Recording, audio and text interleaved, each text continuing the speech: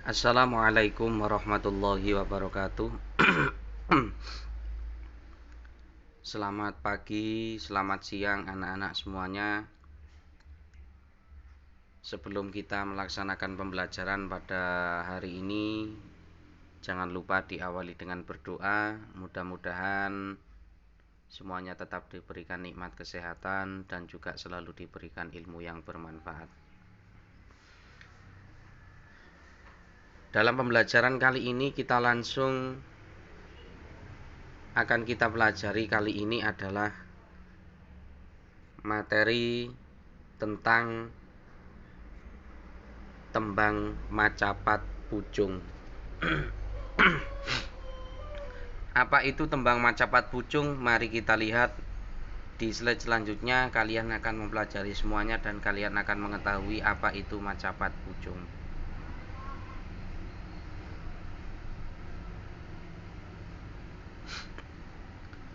Di sini dijelaskan bahwa macapat itu adalah tembang utawa geguritan tradisional ing tlatah Jawa. Jadi macapat itu adalah sebuah tembang atau geguritan tradisional di tanah Jawa. Apa itu geguritan? Geguritan itu adalah sama dengan puisi. Tapi kalau tembang itu adalah sejenis geguritan tradisional. Kalau puisi dalam bahasa Jawa itu sejenis geguritan modern. Yang kali ini kita pelajari adalah tembang, termasuk geguritan tradisional. Jadi macapat itu adalah sejenis puisi atau geguritan tradisional yang ada di wilayah Jawa. Salah satunya yang sering dipelajari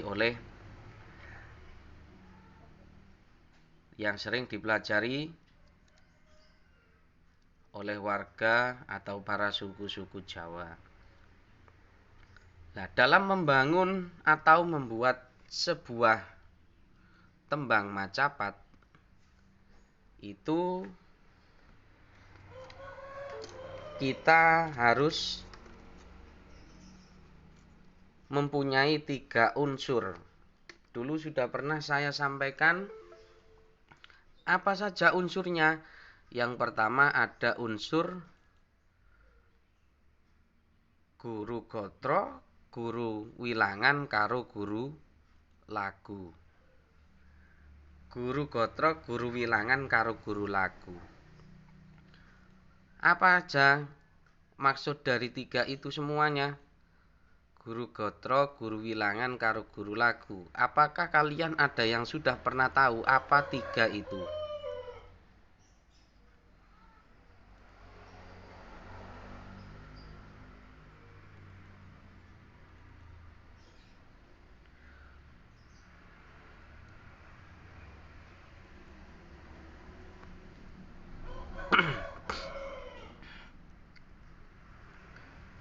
Guru gatra di sini adalah dijelaskan bahwa saben sapada macapat nduweni gatra.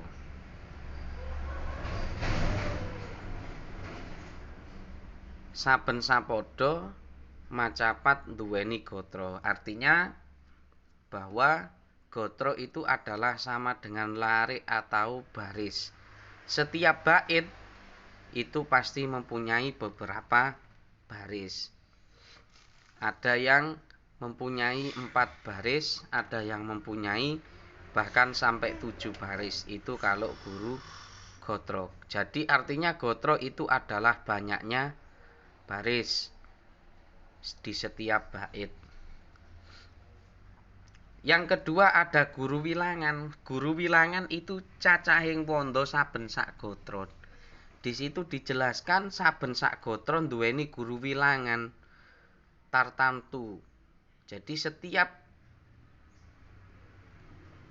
baris itu mempunyai guru wilangan atau cacahing wanda kang tertentu.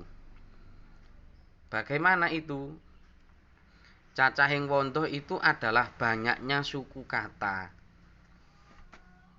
Jadi guru gotro di sini mempunyai arti guru wilangan itu adalah mempunyai arti bahwa berapa banyaknya suku kata itu. Dan yang terakhir mempunyai guru lagu. Guru lagu itu apa? Guru lagu itu diartikan bahwa tibaning swara ing pungkasaning gatra. Jadi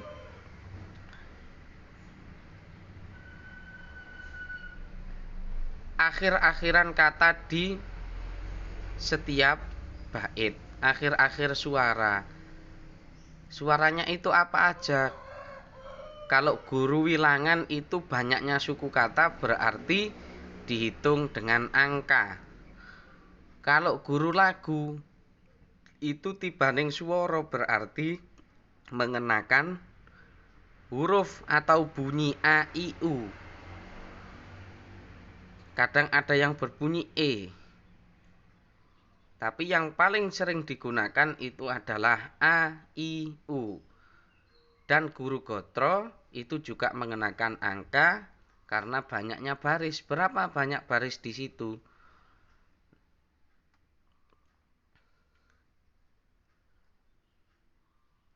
Terus di sini juga guru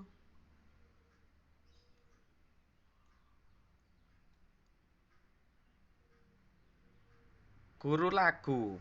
Guru lagu pun semuanya itu tidak sama, bahkan kadang itu ada perbedaan. Perbedaannya di mana itu tadi? Guru lagu itu kadang ada yang ditambahkan dengan huruf e. Guru lagu berakhiran e, ada juga yang berakhiran i.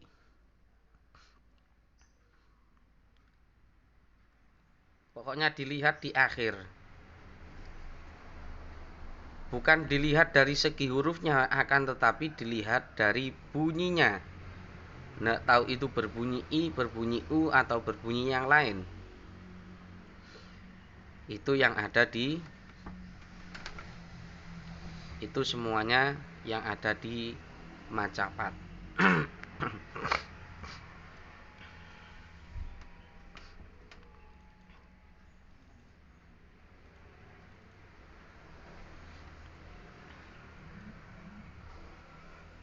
Lah, macapat uga ditemokake ing kabudayan Bali, Sasak Madura lan uga Sunda. Di sini dijelaskan macapat juga ditemukan di daerah lain, bukan hanya di tanah Jawa. Selain di sini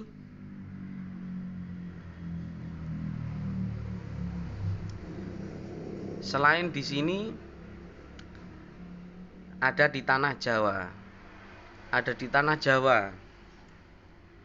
Selain ada di tanah Jawa, ini ada Bali, Sasak Madura dan juga Sunda. Semuanya itu ada, akan tetapi cara membuatnya ataupun cara membacanya pun berbeda. Karena semuanya itu mempunyai unsur sendiri-sendiri. Lah, yang harus kita pelajari di sini adalah saat ini adalah yang ada di tanah Jawa.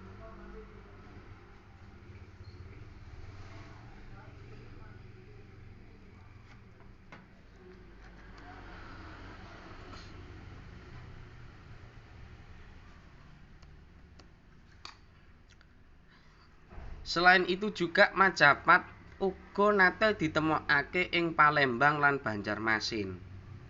Selain di 3 daerah itu, macapat pernah ditemukan di Banjarmasin dan juga di Palembang. Yang harus kita pelajari saat ini adalah kita mempelajari yang ada di tanah Jawa. Nah, di sini macapat pernah diartikan bahwa moco papat, jadi bacanya 44, membaca 44. Macapat itu diartikan moco papat-papat. Moco asale saka moco papat-papat, makane iku disingkat diistilahno dadi Mocopat atau macapat. Dari teori lain juga mengatakan bahwa macapat juga ditemukan di akhir zaman Majapahit dan juga mulai diberikan pengaruh dari Wali Songo. Nah, di akhir Macapat itu munculnya adalah di akhir masanya Majapahit dan langsung diberikan wawasan kepada Wali Songo, dan Wali Songo yang melanjutkan Macapat difungsikan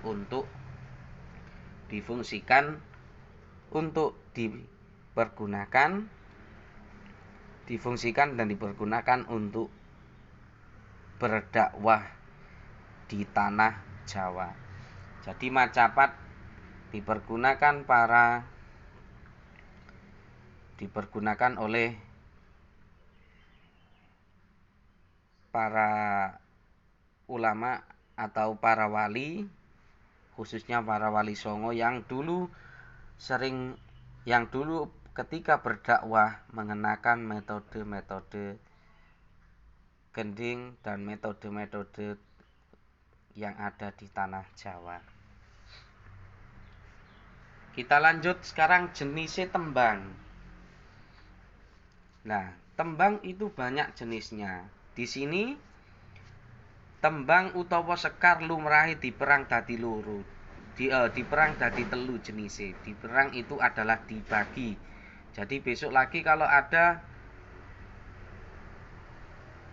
soal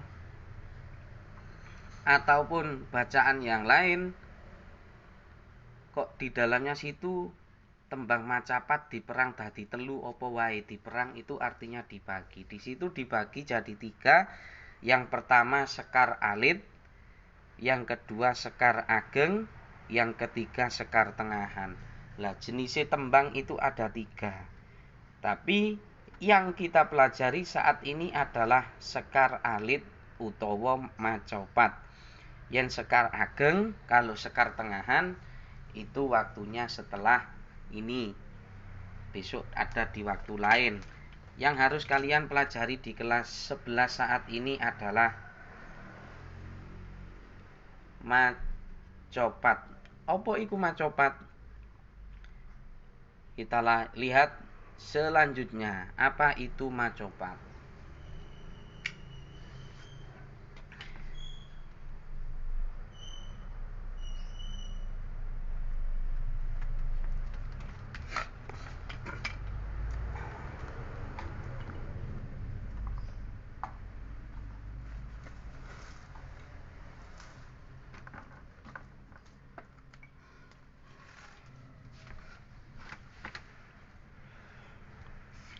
Nah, langsung kita lanjut Macapat. Apa iku Macapat? Macapat iku uga sinebut tembang macapat asli kang umume dienggo ana ing endi-endi. Lah pada umumnya semuanya tembang macapat itu dipakai di mana-mana.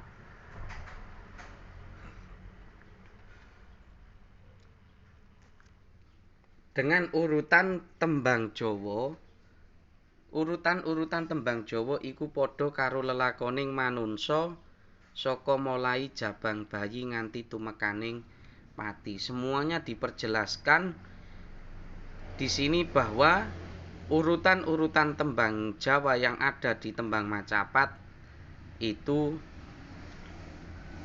sesuai sama dengan urutan kehidupan manusia mulai dari bayi hingga nanti meninggal atau datangnya ajal. Mungguh kaya mengkene urutan-urutane tembang kang kaya ing ngisor iki. Seperti ada di bawahnya. Bisa dilihat ini. Nah, ada urutan nomor 1 sampai nomor 11. Maaf karena kesalahan ketik. Seharusnya itu nomor 7 itu ada di nomor 1. Jadi urutan yang pertama itu Mas Kumambang, Mijil, Kinanti, Sinom Asmaradana, Dandang Kula, gambuh, durma, pangkur, megat roh, dan yang terakhir adalah pucung. Apa itu semuanya? Nah, kita lihat di slide selanjutnya. Nah, di sini yang pertama, tembang macapat sekar alit jenise ana ing nisor iki. Yang pertama adalah Mas Kumambang. Ini urutan yang benar. Maaf yang di slide yang sebelumnya itu ada kesalahan ketik. Di sini Mas Kumambang menjelaskan bahwa nggambarake jabang bayi kang isih ana ing kandhutaning ibu sing durung kaweruhan lanang utawa wadon. Mas Kumambang dijelaskan bahwa menggambarkan seorang bayi yang masih dalam kandungan seorang ibu yang belum tahu laki atau perempuan. Jadi diibaratkan nek sik ana ning kandungane ibu iku durung weruh lanang utawa wadone. Karena bisa jadi ketika saat ini sudah umum alat-alat untuk USG, di USG terlihat laki-laki tapi nanti ketika lahir perempuan, itu kan berarti belum jelas. Di sini diartikan Mas Kumambang diistilahkan Mas Kumambang, Mas tegesing durung weruh lanang utawa wadone si asli koyok Mas. Kumambang tegesing uripe ngambang ana ing kandungane ibu. Jadi Mas iku artine si asli, Kumambang artine si ngambang ana ing kandungane ibune. Disambungke karo tembang nomor 2, ana apa mijil? Apa artine mijil? Mijil iku tegese wis lahir lan wis cetha priya utawa wanita. Yang pertama tadi Mas Kumambang belum jelas laki perempuan, tapi yang kedua ini ada mijil.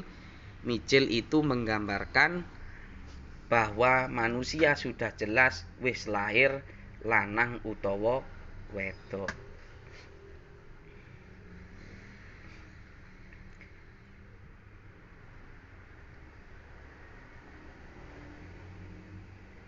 Nah, yang ketiga ada tembang sinom. Sinom tegesing kanoman minangka kalodhangan sing wis paling wigati kanggone wong enom supaya ngangsu kaweruh saakeh-akehe. Di sini menjelaskan bahwa sinom itu adalah menggambarkan bahwa manusia sudah mempunyai akal, sudah lengkap, sudah waktunya untuk belajar, waktunya mencari ilmu, bahwa di waktu itu sudah diperintahkan ini adalah jika kalian sudah mulai sekolah untuk mencari ilmu. Makanya di situ dijelaskan bahwa supaya wong enom bisa ngangsu kaweruh saakeh-akehe. Sinom iku tegesing kanoman, wis enom, wis wayahe ndolek ilmu, masih punya banyak waktu yang longgar untuk mencari ilmu supaya bisa mendapatkan yang sebanyak-banyaknya. Maka di situ dijelaskan ngangsu kaweruh ndolek ilmu. Yang kelima keempat ada kinanti. Apa kinanti? Kinanti iku asale saka tembung kanthi utawa nuntun. Kanthi artine nuntun kang teges dituntun supaya bisa mlaku ngambah panguripan ing alam donya. Tadi di yang ketiga itu diperintahkan untuk mencari pengetahuan ngangsu kaweruh saakeh-akeh.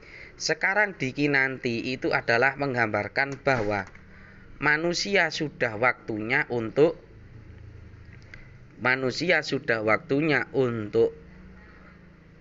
bekerja. Artinya sudah waktunya bekerja, diajari oleh orang tuanya untuk hidup ngambang, hidup mandiri di alam donya. Artinya di kinanti ini menggambarkan bahwa manusia sudah waktunya untuk bekerja, mencari untuk kehidupan, dan berhidup mandiri di dunia. Itu yang gambaran di Kinanti. Lah, dari Mas Kumambang hingga Kinanti, menurut kalian apakah semuanya itu nyambung atau tidak? Silakan difikirkan. Kalau difikirkan memang ini dari Mas Kumambang hingga Kinanti saat ini nyambung. Nanti akan kita sambungkan dari Mas Kumambang sampai di akhir di ujung nanti. Apakah ada sambungannya? Insya Allah ada semuanya di situ. Nah, sekarang kita lihat lagi di slide selanjutnya. Kita lanjut. Ono tembang Asmaradana. Apa Asmaradana rek? Asmaradana tegesing rasa tresna utawa tresna marang liyane. Lah seperti kalian. Masa-masa seperti ini tuh sudah tumbuh. Nek wis isok melaku ngambang hidup mandiri, artinya bisa jadi seseorang itu menata dirinya menata diri, terus bersiap-siap, terus di hati itu akan tumbuh rasa antara pria dan wanita. Pasti ini yang sudah pernah mengalami banyak di usia-usia kalian. Asmaradana itu adalah tumbuh rasa cinta, rasa kasih sayang antara pria dan wanita, yang artinya semuanya itu adalah sudah menjadi takdir dari Sang Ilahi. Dari 1 sampai 4 tadi, mulai Mas Kumambang sampai Kinanti sudah jelas nyambung, dan setelah Kinanti nyambung lagi ke Asmaradana ini. Mari Asmaradana nyambung maneh tembang Gambuh. Karena tadi di Kinanti sudah digambarkan hidup mandiri, bekerja. Setelah itu Asmaradana tumbuh rasa cinta, rasa kasih sayang, rasa tresna. Nyambung maneh nanggone Gambuh. Apa Gambuh? Gambuh iku saka tembung jumbuk utawa sarujuk kang artine tegese yen wis jumbuh banjur digathukake antara priya lan wanita sing padha duweni rasa tresna. Lah tadi di Asmaradana mulai tumbuh rasa cinta, rasa tresna, rasa welas asih, kasih sayang, yang semua sudah menjadi kodratnya dari Sang Ilahi. Sudah menjadi kodrat Sang Ilahi karena sudah ada hubungan antara pria dan wanita, disambungkan dengan keluarga yang sama-sama mempunyai rasa cinta. Di sini dijelaskan ing pangangkah supaya iso urip bebrayan, supaya bisa hidup dengan nyaman dan tentram. Di situ dijelaskan. Maka dari itu setelah Asmaradana di ono Gambuh itu adalah masa-masa perjodohan, supaya hidup kita, hidup manusia itu bisa menjadi nyaman dan bisa membangun keluarga. Seperti itu. Dituntun wong tuwa masa-masa Gambuh digathukake supaya iso urip nyaman, tentram, iso bangun keluarga. Nah, lanjut lagi ana dandang gula. Apa Pak dandang gula iku? Kok tulisane dandang gula? Jangan disamakan dengan yang ada di dapur. Ana dandang karo gula. Jangan disamakan yang itu. Dandang gula iku nggambarake uripe wong kang lagi seneng-senengi. Dandang gula ini menggambarkan lagi senang-senangnya seseorang, apapun yang akan digayuh, bisa kasembadan kelakon duweni sisian, artine duweni bojo, duwe anak, urip cukup kanggo sak kaluwarga. Mula kang lagi bungah bombong atine bisa diarani lagu dandang gula. Lah, dandang gula ini menggambarkan bahwa manusia sudah hidupnya sudah nyaman, lagi senang-senangnya, apapun yang diinginkan bisa tercapai, yang sudah tercapai semuanya, termasuk sudah punya anak, sudah punya istri, pokoknya sudah punya pendamping hidup, hidup kecukupan untuk sekeluarga, maka dari itu di situ diartikan bahwa orang itu lagi senang-senangnya, lagi bungah. Bungah iku saking senenge, bombong atine, maka diarani dandang gula. Dandang gula iku karena saking senenge maka diarani dandang gula iku saking manise. Manis iku saking enak-enake. Yang selanjutnya disebut durma. Apa durma? Durma iku asale saka tembung dharma utawa weweh. Digathukno maneh apa dandang gula gathukane ambek durma, kita lihat. Di sini durma iku banjur tuwuh rasa welas asih marang kang kadang mitra liyane kang nandhang kancitraan, mula banjur tuwuh rasa kepingin derma weweh marang sak padha-padha mau disengkuyung uga piwulangi agama lan watak sosialing manungsa. Nah, di sini menggambarkan bahwa manusia itu sudah merasa kecukupan, merasa semuanya sudah tercukupi dalam hidupnya. Banjur tuwuh rasa welas asih, sudah berkecukupan, tumbuh rasa belas kasihan kepada sanak famili, sanak kadang, dan ada keinginan ingin sama-sama memberikan kepada sesama. Maka di sini di paling akhir dijelaskan uga saka piwulangi agama lan watak sosial. Didasari dari watak agama dan sosial manusia, maka di situ artinya manusia sudah punya semuanya, merasa kecukupan, ingin membantu kepada yang berkebutuhan, khususnya kepada keluarga dan sanak famili. Kita lanjut biar tidak lama-lama. Yang ke-9 ini pernah kalian pelajari di kelas 10 kemarin, itu adalah tembang pangkur.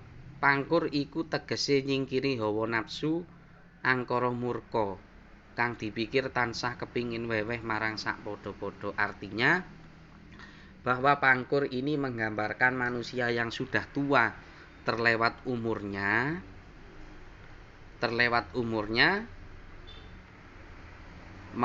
maka di situ artinya orang itu sudah tidak memikirkan hawa nafsu, orang itu sudah bersiap-siap memikirkan kehidupan yang selanjutnya, yakni kehidupan yang ada di akhirat. Nah, setelah itu